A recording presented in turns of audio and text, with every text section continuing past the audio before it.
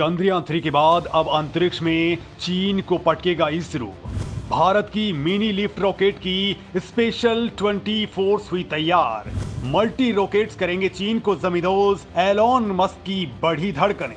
दोस्तों, हमारा चंद्रयान अंतरिक्ष में कुलांचे मार रहा है और इसके बाद से भारत फुल फॉर्म में है। और अब दोस्तों, इसरो ने एक ऐसा काम कर डाला है जो आने वाले दिनों में एक बड़ी क्रांति ला करके रख देगा। उसका नाम है स्मॉल सैटेलाइट लॉन्च व्हीकल यानी SSLV। दोस्तों, ये धुआंधार रॉकेट लॉन्चिंग का दूसरा नाम है और अब इसको लेकर के इसरो ने तैयार कर दी है स्पेशल 24। और दोस्तों, जैसे ही ये खबर लीक हुई है वैसे ही इसरो के इस नए खिलाड़ी ने दुनिया के कान खड़े कर दिए हैं। दोस्तों, ये एक ऐसी चाबी है जो इसरो ही नहीं बल्कि भारतीय इकोनॉमी को नई ऊंचाइयों पर लेके जाने वाली है। क्योंकि दोस्तों, इसे चीन और नासा की नजर बचाकर इसरो ने कर डाला है बड़ा खेल। दुनिया के सबसे छोटे रॉकेट ने खड़े कर दिए हैं एलोन मस्क के भी कान।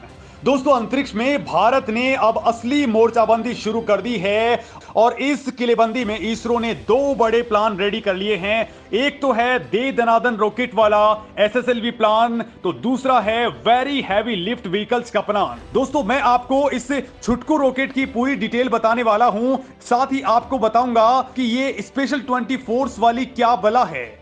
लेकिन दोस्तों, उससे पहले आपको बताता हूं हैवी लिफ्ट रॉकेट वाला प्लान। तो दोस्तों, भारतीय अंतरिक्ष एजेंसी यानी इसरो 5 टन से लेकर के 16 टन की क्षमता वाले मध्यम से लेकर के भारी भरकम रॉकेट्स पर काम कर रही है। यानी भारत उन रॉकेट्स पर काम कर रहा है जो अंतरिक्ष में करीब 5 टन से लेकर के 16 टन का पेलोड लेकर के जा सके या फिर सैटेलाइट को आसानी से अंतरिक्ष के अंदर पहुंचा दे। लेकिन दोस्तों, आप भी सोच रहे होंगे कि इसरो को इतनी हैवी कैपेसिटी वाले लॉन्च व्हीकल्स यानी आसान शब्दों में कहूं तो रॉकेट्स की जरूरत क्या है और भारत आखिर इनको क्यों बना रहा है। तो दोस्तों, भारत चंद्रयान 3 के बाद में सूर्ययान, आदित्य L1, मंगलयान, चंद्रयान 4 और आने वाले वक्त में बहुत सारे स्पेस मिशन के साथ ही अंतरिक्ष में स्टेशन बना लेना चाहता है। बड़े स्पेस मिशन और अंतरिक्ष स्टेशन के लिए मॉड्यूल्स के लिए हैवी लिफ्ट कैपेसिटी वाले व्हीकल्स चाहिए होते हैं। दोस्तों, हैवी लिफ्ट लॉन्च व्हीकल से एक साथ कई हैवी सैटेलाइट्स लॉन्च किए जा सकते हैं। ऐसा होने पर प्रति लॉन्च के हिसाब से भारत का स्पेस प्रोजेक्ट काफी सस्ता पड़ जाएगा, काफी किफायती हो जाएगा।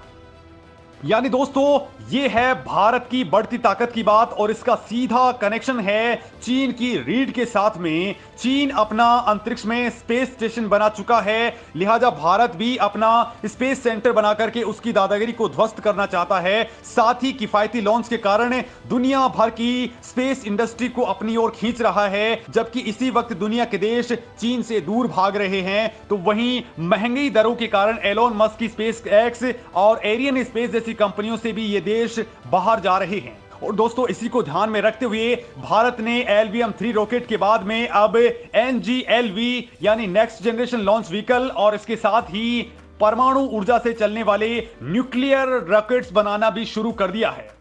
और दोस्तों, इसे आप अंतरिक्ष से भारत की फाइनेंशियल सर्जिकल स्ट्राइक कह सकते हैं, क्योंकि दोस्तों इस वक्त स्पेस इंडस्ट्री 360 अरब डॉलर का आंकड़ा पार कर चुकी है और साल 2025 तक 600 अरब डॉलर की ये हो जाएगी, जिसमें अभी भारत केवल 2 से 3% का हिस्सेदार है। लेकिन अब केवल 2 ही सालों के अंदर दोस्तों भारत 50 अरब डॉलर को अपनी ओर खींच लाएगा।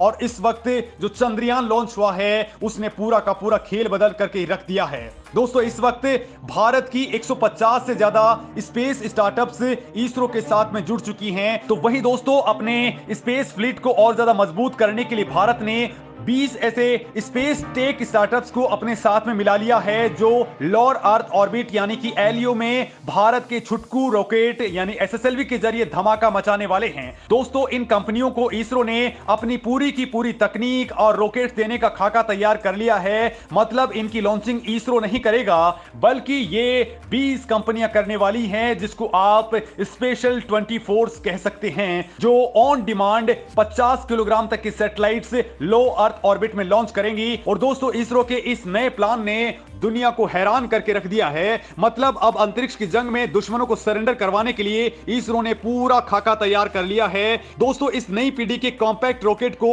राइड शेयर मोड पर बनाया गया है, यानी कि ये लॉन्च व्हीकल छोटे उपग्रहों को बेहद कम लागत पर अंतरिक्ष में स्थापित कर देगा। साथ ही दोस्तों इसकी व्यवस्था ऐसी रखी गई है कि रॉकेट्स की सप्लाई लॉन्च ऑन डिमांड की तर्ज पर की जा सके। दोस्तों आपको बता दूं कि SSLV एक 3 चरणों वाला फुल सॉलिड फ्यूल व्हीकल है। इसमें 500 किलोग्राम का उपग्रह 500 किलोमीटर से कम वाली पृथ्वी की कक्षा यानी लो अर्थ ऑर्बिट में पहुंचा सकता है, जबकि 300 किलोग्राम तक का उपग्रह सन सिंक्रोनस ऑर्बिट में पहुंचाया जा सकता है।